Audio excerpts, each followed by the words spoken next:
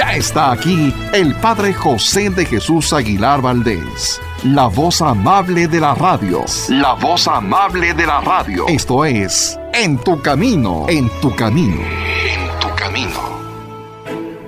Hábito es la conducta o comportamiento que repetimos de manera constante hasta que solemos realizarla de un modo automático. Los hábitos pueden ser buenos o malos, es decir, virtudes o vicios. Pero ¿saben cómo podemos dejar de repetir estos últimos que tanto nos afectan? Tenemos las respuestas para esta pregunta en el nuevo curso del Padre José. ¿Cómo vencer nuestros vicios? Pongamos mucha atención a esta cuarta sesión y aprendamos cómo vencer nuestros vicios.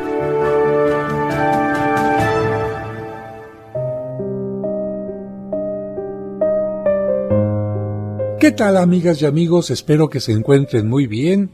Me da mucho gusto compartir con ustedes a través de este programa algunos pensamientos, algunas oraciones, algunos cursos y en esta ocasión una reflexión en varios programas acerca de cómo los vicios pueden lamentablemente dañar nuestra vida. Recordamos rápidamente que un hábito no es otra cosa sino una sucesión repetida constantemente de actos. Y un hábito, cuando está repitiendo acciones negativas, es un vicio, a diferencia de que cuando repite acciones positivas se convierte en una virtud.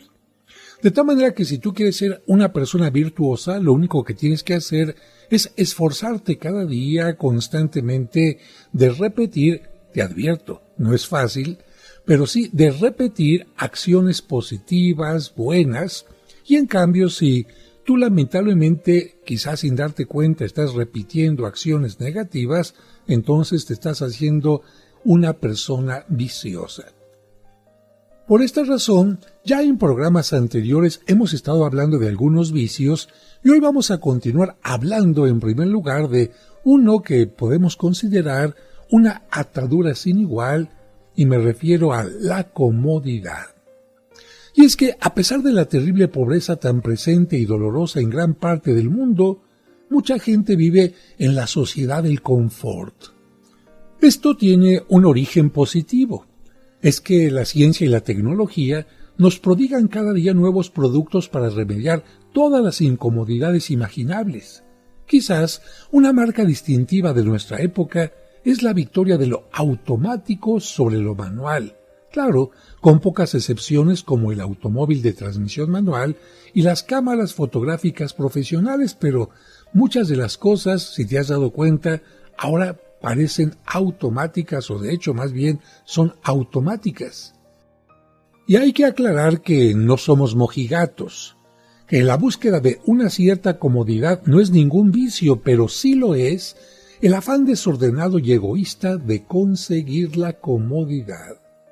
Tampoco hay que confundir la comodidad con la pereza, porque la comodidad puede motivarnos a ser muy trabajadores con tal de poder darnos nuestros gustos.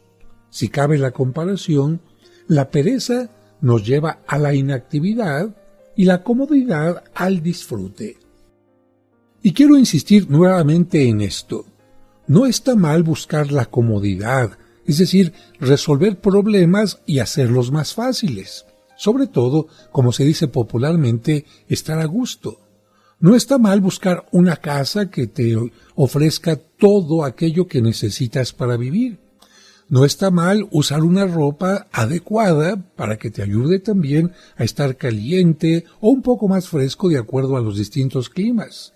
No está mal tampoco exigir que las autoridades cumplan con que tu calle esté pavimentada, que haya zonas verdes.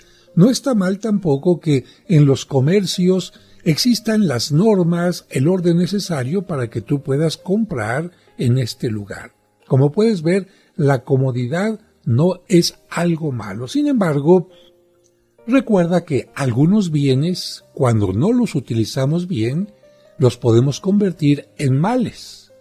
De tal manera que la comodidad nos puede hacer quisquillosos y muy delicados para evitar toda aspereza o fastidio como pueden ser, por ejemplo, las inclemencias del tiempo, las penurias materiales y las incomodidades, por lo que un baño frío o una noche en el sofá pueden resultar una verdadera pesadilla para nosotros. Es que ya estoy acostumbrado a dormir en una cama cómoda.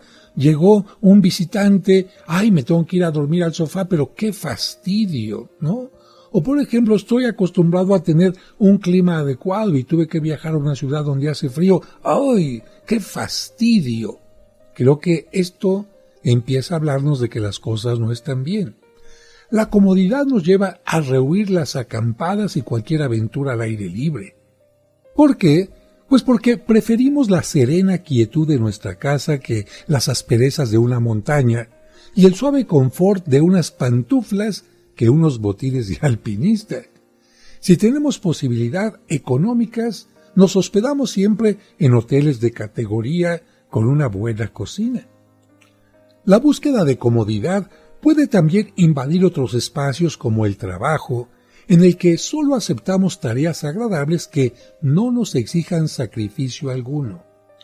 Evadimos a la gente que piensa distinto que nosotros y también incluso aquella que simplemente no nos cae bien o se nos hace molesta. En el campo de la fe, asumimos una actitud más bien conformista, sacándole la vuelta a los compromisos de me están exigiendo un poquito más. Jamás nos apuntamos para participar ni en misiones ni en brigadas de ayuda humanitaria, porque suelen ser o incluir en el paquete ciertas inclemencias. De esta manera, sin darnos cuenta, la comodidad recorta nuestras propias alas. Llegamos a ser tan limitados en nuestros espacios y actividades, transitando por una vida con muy poco margen de maniobra, diría yo, y todo por no querer afrontar incomodidades. De esta manera, nunca experimentaremos el placer de un récord superado, de la cima de una montaña conquistada, de un atajo descubierto, porque nos encadenamos a una rutina, a un modus vivendi soporífero y gris, sin sobresaltos ni adrenalina, pero también sin alegría. Y a veces vamos contagiando de esto a los demás. Por ejemplo, yo recuerdo a una persona que cuando era joven le gustaba subir a las montañas, le gustaba salir al bosque, le gustaba también los días que podía ir a un museo, salir de la rutina cotidiana. Claro, esto de alguna manera implicaba para él una incomodidad porque tener que ir al museo, buscar los horarios, subir a un autobús, tomar el metro o bien salir fuera de la ciudad, todas estas cosas, vamos a decir, implican ciertas incomodidades, como incluso la de salir a reuniones con sus amigos, porque estarás de acuerdo que no es fácil dejar la comodidad y la tranquilidad de tu casa para tener que cumplir con un compromiso social. El matrimonio de un amigo que se casa, los 15 años de la hija de otro amigo, e incluso hasta el funeral de algún vecino. Es ciertamente incómodo tener que ponerte el traje, la corbata, cumplir con ciertos horarios para llegar a la misa, quedarte a la fiesta, en fin. Se goza, es cierto, pero también implica esto incomodidades. Pues bien, a esta persona, quién sabe qué le pasó, pero a partir de que se casó, tuvo un cambio radical y parecía que lo único que le gustaba era estar sentado en su sillón y viendo la televisión cuando no estaba en el trabajo. Y como consecuencia, porque ya casado tuvo hijos, sus hijos nunca fueron al campo, nunca fueron a un museo con él, nunca jugaron con él en algún club deportivo. ¿Por qué? Porque era el padre de la poltrona, el padre del sillón, el padre de la comodidad. Y estos niños que al principio, como todos sus compañeros, también salían un poco al parque que se encontraba frente a su casa, hacían un poco de ejercicio, poco a poquito empezaron a estar obesos. ¿Y sabes por qué? Porque dejaron de hacer ejercicio, porque dejaron de moverse y empezaron a estar atados también a una televisión al igual que su padre Y peor aún, ni siquiera ya en la sala con la familia, sino cada quien en su propio cuarto con la televisión individual, personal, o bien atados a estas laptops, atados a estas tablets, atados a estos juegos electrónicos que lamentablemente, ciertamente, pueden producir un placer, pero por la comodidad impiden que se haga ejercicio, que se conozca el mundo, que se salga del hogar para cambiar de aires y, por supuesto, que se viva en una forma totalmente distinta. Antes de ir al corte, yo te pregunto, ¿qué tan cómodo te encuentras? No me refiero únicamente a que estés escuchando el programa en forma cómoda, sino que a lo mejor la pregunta va más allá. ¿Has sacrificado algunas cosas que deberías hacer por tu propio bien? Vamos a un corte y regresamos.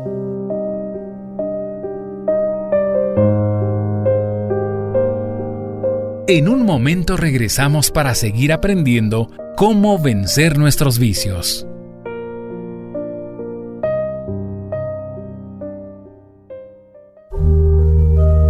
Como un servicio para ti que por enfermedad o causas ajenas a tu voluntad no te permiten asistir a la misa dominical en tu comunidad, Grupo Fórmula transmite para ti la Santa Misa todos los domingos a las 2 de la tarde por 1470 AM.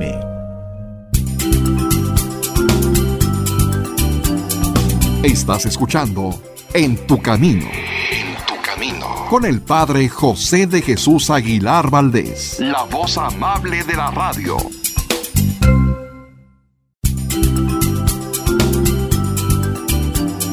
Estás escuchando En tu Camino. Con el Padre José de Jesús Aguilar Valdés, la voz amable de la radio. Sigamos escuchando el curso Cómo vencer nuestros vicios.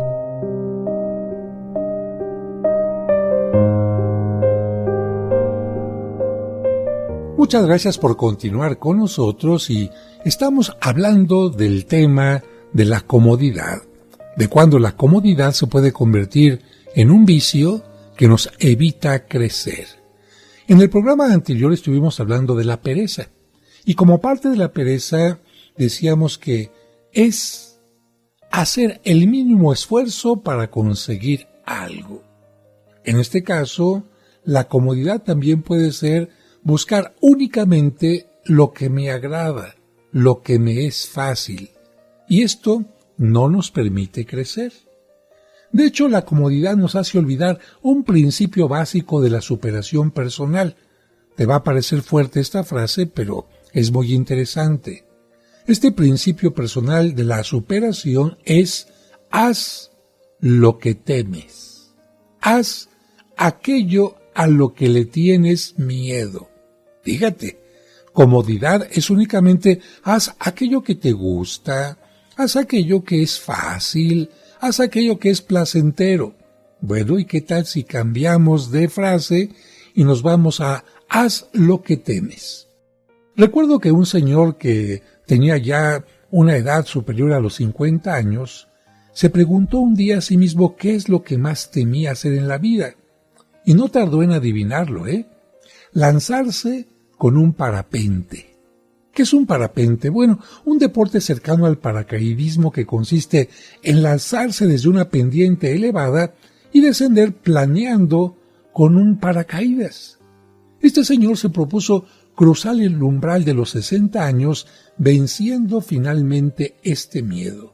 Se armó de valor y se inscribió en un curso para aprender la técnica y lanzarse. Y aunque sabía que su primer vuelo lo haría con un instructor, pues, ¿qué crees? No dejaban de temblarle las piernas mientras subía hacia el salón de entrenamiento. Finalmente, llegó el momento de subir a la montaña, hasta una saliente desde la que se dominaba un bellísimo y amplio valle. De ahí se lanzaría al temido vuelo. El breve curso le había dado cierta confianza, pero no eliminó del todo el pavor que sentía. Cuando finalmente se lanzó, pudo saborear aquella experiencia inédita en su vida. Cuando le preguntaron sus hijos y amigos que lo habían acompañado cómo se sentía, respondió: el miedo que tenía antes de tirarme era del tamaño de King Kong y ahora es solo del tamaño de un gran gorila adulto. Vencer aquel miedo, hacer aquello a lo que le temes. Hay gente que nunca estudió un idioma porque tenía miedo de no aprenderlo. Hay gente que no empezó a nadar, no aprendió a nadar porque le daba miedo meterse a la alberca. Hay gente que nunca subió a un avión porque el avión le daba miedo. Bueno, yo te confieso que también la primera vez que me lancé de un de un avión con un paracaídas, estaba igual que este señor, las piernas me temblaban, mi respiración estaba un poco agitada, pero dije, si no soy capaz de lanzarme en este momento hacia el vacío, significa que no voy a poder dominar mi voluntad. Y no se trata de ser temerarios, No se trata simplemente de hacer cosas alocadas, no. A mí me gusta volar en aviones, me gusta sentirme en el aire, y por eso quería aventarme en paracaídas, pero me daba mucho miedo. Y dije, ¿me voy a perder este gusto? ¿Por miedo? ¿Me va a ganar el miedo o voy a ganar yo? Bien, regresando a nuestro tema. La comodidad no nos permite vencer nuestros miedos. Y si estamos al frente de una familia, no es mi caso, yo estoy al frente de una comunidad, pero si tú me estás escuchando y estás al frente de una familia, reduce enormemente las posibilidades de tus hijos. Porque quizás sin pretenderlo, como este hombre del que te mencionaba, sentado en el sillón todo el tiempo, les transmitimos o les transmites a tus hijos nuestros miedos, tus miedos, a limitarlos a aquellas actividades en las que todo está debidamente controlado. Y aquí, una palabra especialmente para las mamás. Está muy bien que cuiden a sus hijos, pero yo he visto algunas mamás que no te subas a la resbaladilla porque te puedes caer. No, mejor no te subas al columpio porque te puedes resbalar. No vamos a nadar porque qué tal si te ahogas. No vamos al mar porque qué tal que... Bueno, yo creo que teniendo los cuidados necesarios, el acompañamiento necesario cuando es necesario tenerlo, se puede tener este riesgo que no nos va a llevar a ninguna situación grave. Meter a un niño a un chapoteadero con un salvavidas estando con él, yo no creo porque sea algo contrario a la comodidad del niño que dice, es que mamá no quiero meterme. Anímate, hijo. Porque de esta manera, venciendo estos pequeños miedos, vamos nosotros a lograr superarnos. Si lo piensas bien, te vas a dar cuenta de que tu vida, mi vida, la vida, está tejida de situaciones imprevistas, a veces inclementes y molestas, y las hemos vivido desde que éramos pequeños. Por eso, tener un afán de comodidad en lugar de ayudarnos a vivir tranquilos, nos va a generar preocupaciones y frustraciones porque no podemos tener todo bajo control.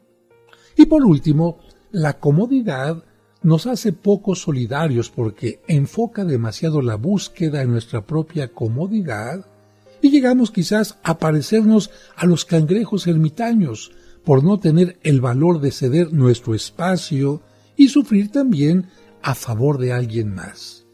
Para ser solidarios, necesitamos olvidarnos por lo menos un poco de nosotros mismos, pero la comodidad no nos permite pagar ese precio. No nos damos cuenta de que por el mismo precio también viene la felicidad incluida y nos privamos de ella. Dejar la comodidad puede hacerte feliz. Dejar la comodidad de estar en tu casa y participar en las reuniones de escuela con tus hijos. Dejar la comodidad de estar en tu escritorio de la oficina y acercarte un poco a ese compañero tuyo que tiene un problema. Dejar la comodidad de únicamente dedicar tu tiempo para ti y visitar a esa persona enferma que está en el hospital. O incluso dejar tu tiempo que tienes para ti para aplicarlo, para compartirlo con alguna persona en algún voluntariado. Todos hemos sabido de personas heroicas que han sufrido grandes penas por ayudar a alguien. Recuerdo la historia de una joven judía que, al concluir la Segunda Guerra Mundial, recién liberada de un campo de exterminio nazi, no tenía fuerzas para caminar siquiera hasta la estación del tren. Un joven muy flaco, casi tan escuálido como ella, la tomó en brazos y la cargó hasta la estación con no poco sacrificio. Ahí, como pudo, le consiguió un pan y un tazón grande de café. La joven no podía creerlo. Era la primera vez en años que tenía en sus manos una bebida caliente. Poco después, el joven desapareció y ella no supo más de él. Décadas más tarde, aquella mujer vino a saber que su abnegado salvador había sido un seminarista católico polaco llamado Karol Wojtyła, que llegó a ser papa. Y viene a mi mente también este otro momento, esta anécdota de la Madre Teresa de Calcuta. Una famosa escritora, periodista, le quiso hacer una entrevista y ella le dijo: con mucho gusto la puedo atender, pero sin dejar de atender a las personas que necesitan mi ayuda.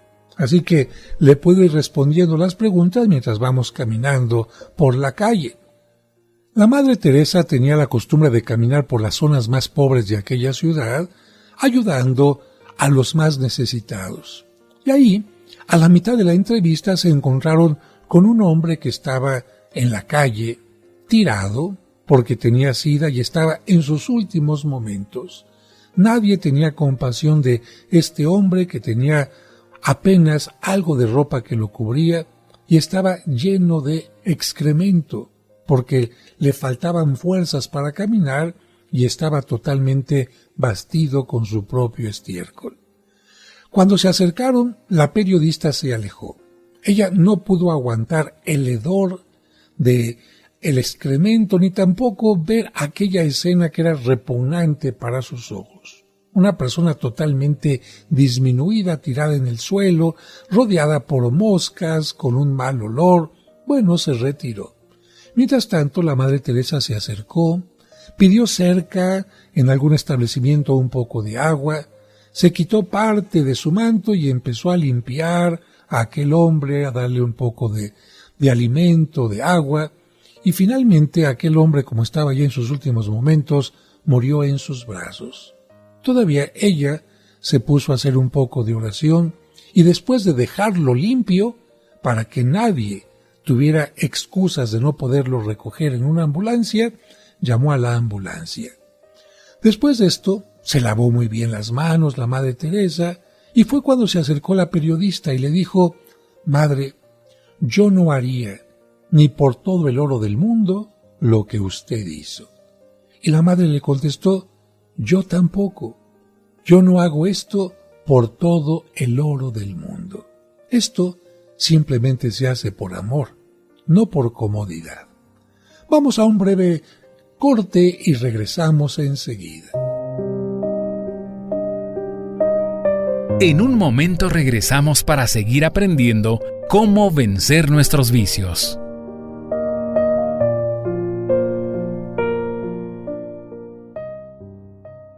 ¿Qué piensas cuando escuchas el nombre de estos lugares? La Gruta de Belén, Caná, Cafarnaúm, el Huerto de los Olivos, Nazaret, el Lago de Galilea, la Vía Dolorosa, el Calvario, el Santo Sepulcro o la ciudad de Jerusalén. ¡Claro! Piensas inmediatamente en esos magníficos lugares de Tierra Santa por donde caminó Jesucristo.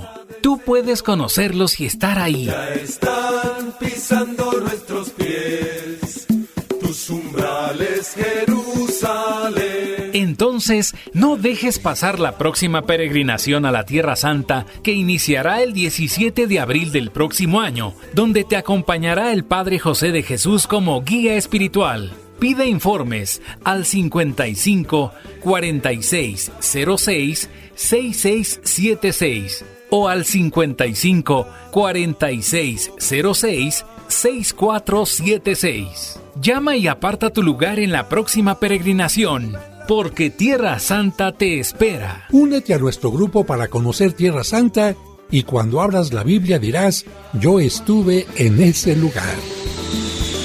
Vamos a la casa del Señor. En tu camino, un programa para encontrar la meta. En tu camino, un programa para encontrar la meta.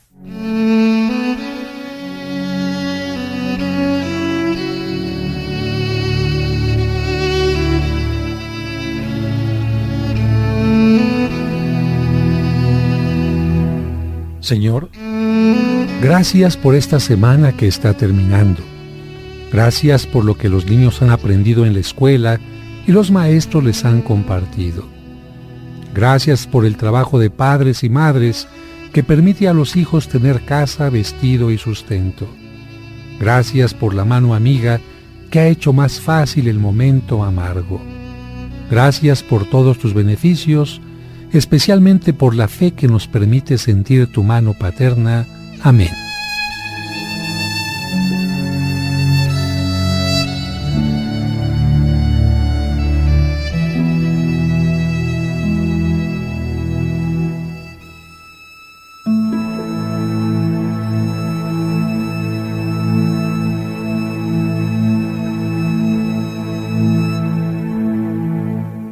Sigamos escuchando el curso Cómo vencer nuestros vicios.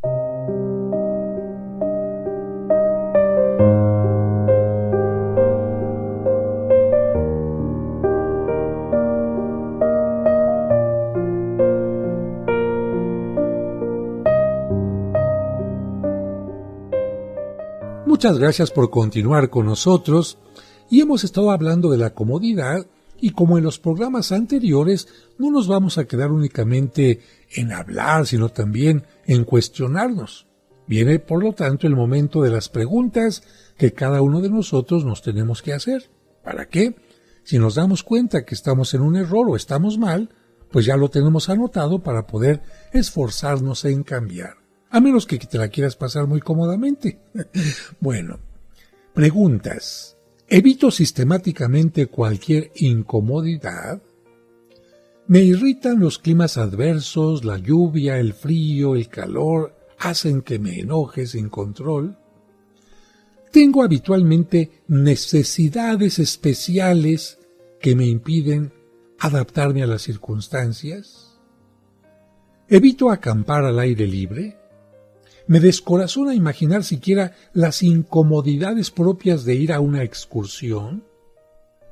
¿Soy quisquilloso o demasiado exigente en detalles que tienen que ver con mis gustos o manías? ¿Declino los compromisos de tipo comunitario, social o religioso porque me desespera, me exacerba, me molesta la gente? Suelo recortar las opciones de diversión o esparcimiento de mi familia por limitarme solo a actividades, entre comillas, bajo control. ¿Me he abstenido de ayudar a alguien por pensar más en mi propia comodidad? Bueno, ahí están estas preguntas que nos pueden ayudar a superar este vicio de la comodidad, es decir, la comodidad cuando nos evita crecer, cuando nos impide ser mejores personas. Y pasamos ahora al siguiente vicio, que es un vicio que hace que la riqueza te empobrezca. ¡Ah, caray! ¿Cómo? Sí, la avaricia, cuando la riqueza nos empobrece. Ya hemos hablado de la avaricia como un pecado capital, pero en este caso no nos estamos deteniendo únicamente para verla como un pecado en todo lo que significa, sino simplemente como vicio. La avaricia es el afán desordenado de acumular bienes materiales. Fíjate bien, cuando tú tienes un deseo ordenado, encauzado, consentido, de crecer económicamente, de acumular bienes materiales, no se llama avaricia y no es un pecado ni un vicio. Pero la avaricia es el afán desordenado de acumular los bienes, un deleite enfermizo de poseer bienes de todo tipo. No hay que confundir la avaricia con el esfuerzo legítimo por adquirir lo necesario para vivir dignamente y reunir un patrimonio personal o familiar que te dé cierta seguridad de cara al futuro. No te confundas. El esfuerzo es una cosa positiva, la avaricia es otra cosa y esta es negativa. Más aún, la avaricia como tal no reside en la cantidad de bienes que tengas, porque puede haber personas con grandes recursos materiales sin una gota de avaricia. Este vicio, como los demás, es una forma de egoísmo. La avaricia nos lleva a pensar solo en nosotros mismos, en satisfacer nuestra sed de poseer más y más sin ver más allá de nuestra telaraña, por lo cual las necesidades ajenas, lo que necesita el otro, pasa inadvertido para nosotros. Estoy tan centrado en lo que necesito yo que me olvido de lo que necesita el otro. Según nuestras preferencias personales, podemos codiciar cualquier cosa. Hay gente que está codiciando casas, automóviles, joyas, ropa, accesorios, estampillas, soldaditos de plomo, piedras, relojes o incluso dinero en efectivo.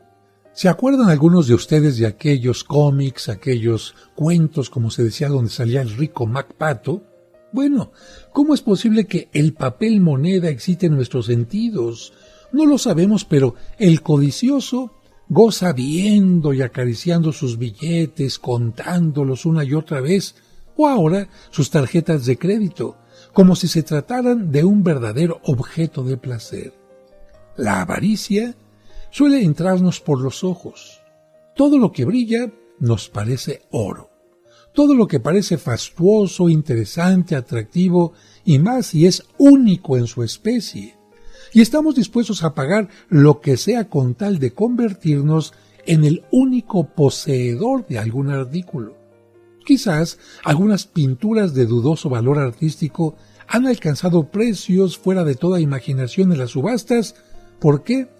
Porque existen compradores cuya avaricia tiene el respaldo de una poderosa chequera. Sí, seguramente has visto estas subastas donde dicen vamos a subastar este cuadro de un artista. A lo mejor el cuadro ni siquiera es tan atractivo, pero ya tiene una cierta historia. Es que estuvo en posesión de tal persona rica o famosa y ahí entra la avaricia. Por los ojos y por los oídos que te hacen decir, lo tienes que tener, lo tienes que tener. Y empieza la subasta. Vamos a suponer que cueste, no sé, $100,000, que ya se me hace a mí muchísimo dinero para una pintura, pero bueno, cada quien tiene sus ideas, yo te comparto las mías.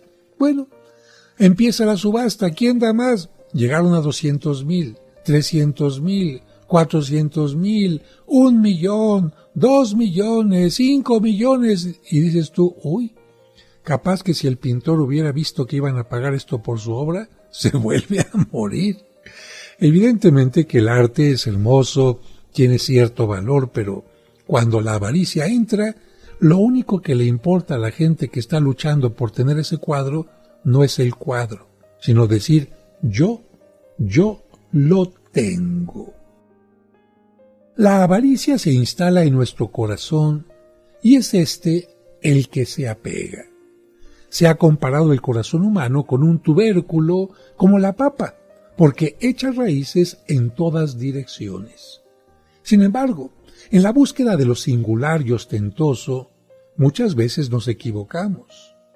Se cuenta que en una subasta de antigüedades, tras varias piezas muy cotizadas, tocó el turno a un viejo y empolvado violín.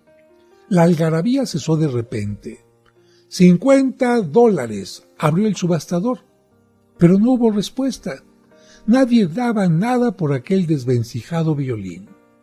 A la una, $50, a las dos, $50, y estaba a punto de devolverlo a la trastienda cuando se levantó una mano. Un hombre delgado y canoso pedía solo un favor: pasar al frente y examinar más de cerca el instrumento. Se le concedió. Lo tomó con extremo cuidado entre sus largas manos, sacó su pañuelo y lo desempolvó suavemente. Después, lo sujetó contra su mejilla y empezó a afinarlo. Pocos instantes después, aquel viejo interpretaba una bellísima pieza con increíble maestría y llenaba de lágrimas a muchos de los presentes. El improvisado concertista, al terminar, devolvió el violín al subastador, quien reiteró la oferta. 50. No había terminado cuando alguien ofreció $500. Otro más gritó 1,000. Y así fue subiendo el precio hasta que alguien hizo la mayor oferta. $500,000. Y le salió barato, ¿saben por qué? Porque se trataba de un Stradivarius en perfecto estado, solo un poco empolvado y descuidado. Recuerden que los Stradivarius son los violines mejor hechos, los que tienen mejor sonido y unos cuantos que se encuentran en algunas partes del mundo. Tener un Stradivarius es maravilloso y, como decía hace un momento, ni todo lo que brilla es oro, ni todo lo que no brilla es leña. Si no eres muy conocedor acerca de la música o los violines, al regreso del corte te voy a dar alguna breve información de los Stradivari o Stradivarius, que llegan a alcanzar, fíjate, el más costoso de ellos, ¿cuánto crees que cuesta? $1,000,000. Sí, $1,000,000, un violín que, cuando lo estaban subastando al principio, estaban pidiendo únicamente $50 por él. Vamos a un breve corte y regresamos enseguida. En un momento regresamos para seguir aprendiendo cómo vencer nuestros vicios.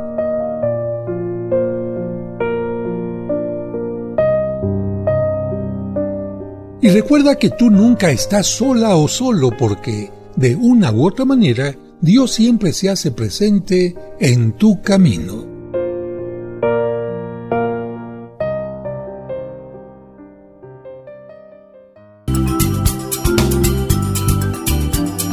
Estás escuchando En tu Camino. En tu Camino. Con el Padre José de Jesús Aguilar Valdés. La voz amable de la radio. Sigamos escuchando el curso Cómo vencer nuestros vicios.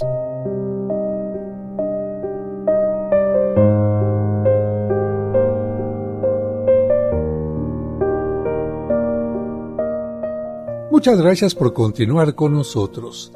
Quedó pendiente la información acerca de estos violines tan especiales y por eso les voy a compartir lo siguiente. Fíjense que un violín Stradivarius es uno de los instrumentos de cuerda construidos por los miembros de la familia italiana Stradivari, particularmente por Antonio Stradivari. Los Stradivarius son muy valorados por los intérpretes más importantes del mundo y por los coleccionistas de antigüedades.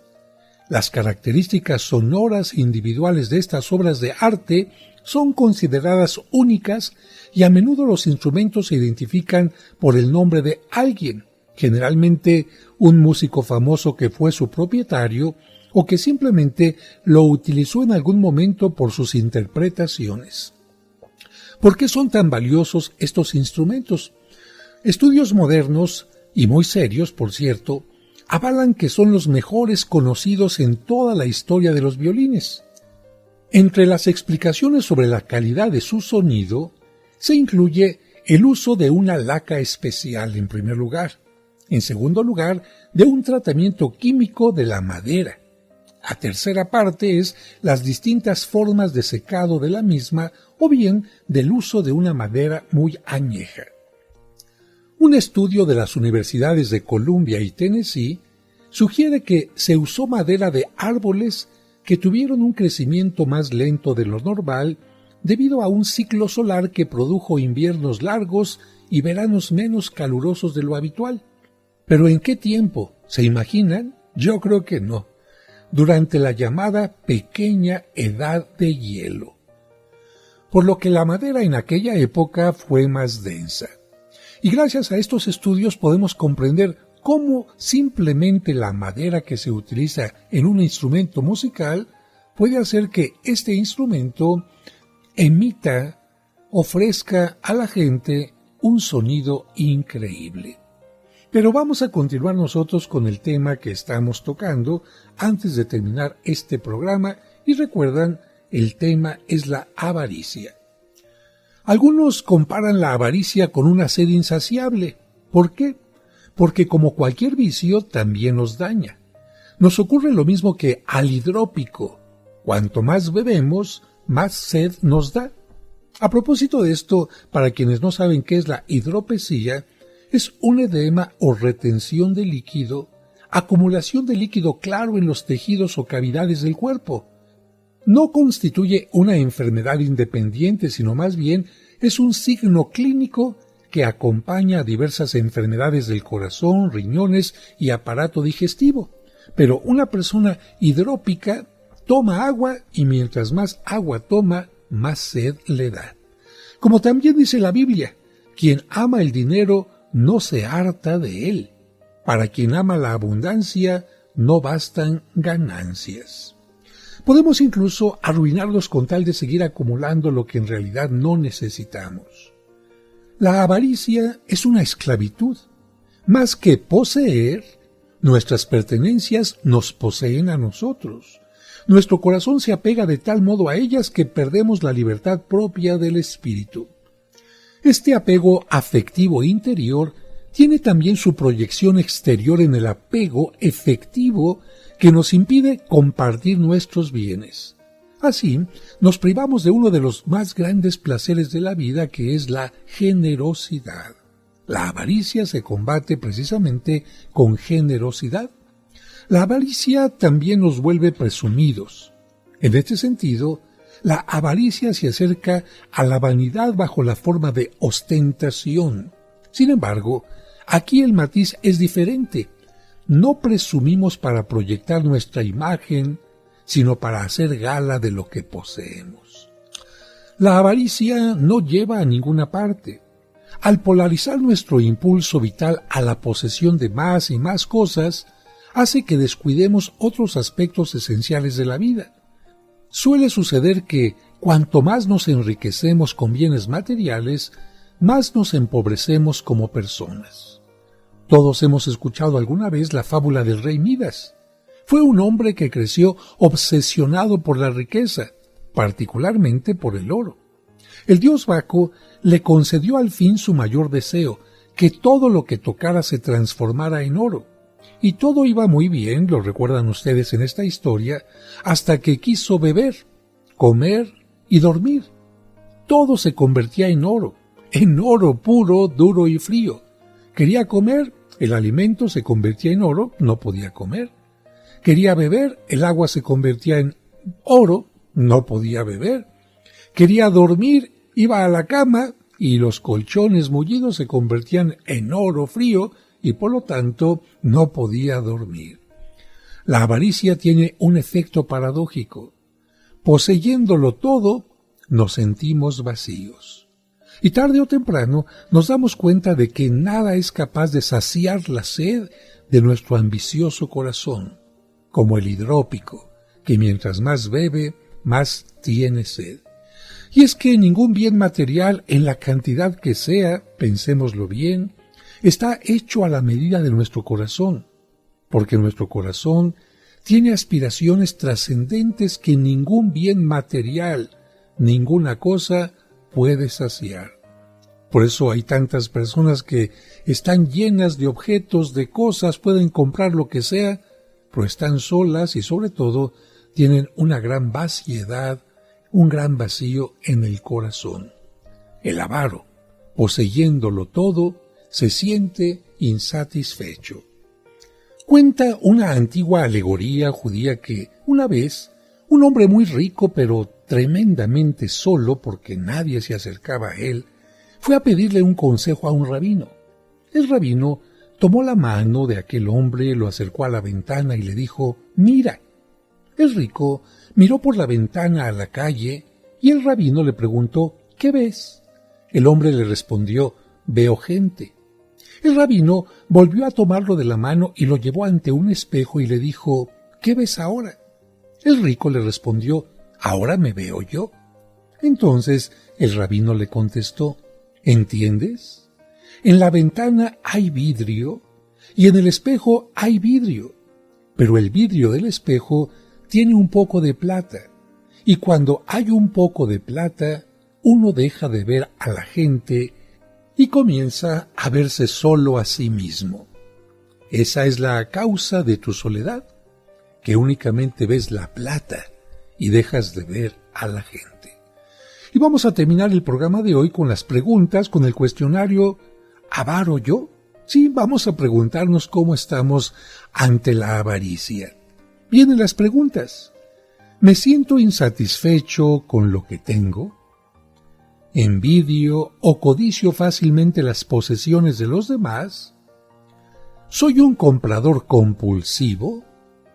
¿Acumulo ropa, zapatos, joyas, accesorios de vestir más allá de lo necesario? Más aún, ¿hay prendas o artículos que hace mucho tiempo que no uso y los tengo ahí guardados? ¿Disfruto enormemente al contar y recontar mis posesiones? ¿Tengo una obsesión enfermiza por coleccionar objetos materiales? ¿Soy de los que están dispuestos a pagar una fortuna por algún artículo único en su especie, es decir, que los demás no lo tengan? ¿Me siento realizado al mostrar, al presumir mis posesiones a los demás? ¿Soy una tacaña? Muy rara vez estoy dispuesta a donar o a compartir mis bienes. Bueno, amigos, amigas, con estas preguntas podemos nosotros avanzar en nuestro crecimiento personal. Nunca permitamos que los bienes, que las cosas materiales nos posean a nosotros. Recuerden que no está mal poseer bienes materiales, lo que está mal es que la avaricia, este vicio tremendo, nos convierta en esclavos de ella. Les agradezco a todos su atención en este programa y les recuerdo que tú nunca estás solo o sola. ¿Por qué? Porque de una o de otra manera, Dios siempre está presente en tu camino. Que Dios les bendiga.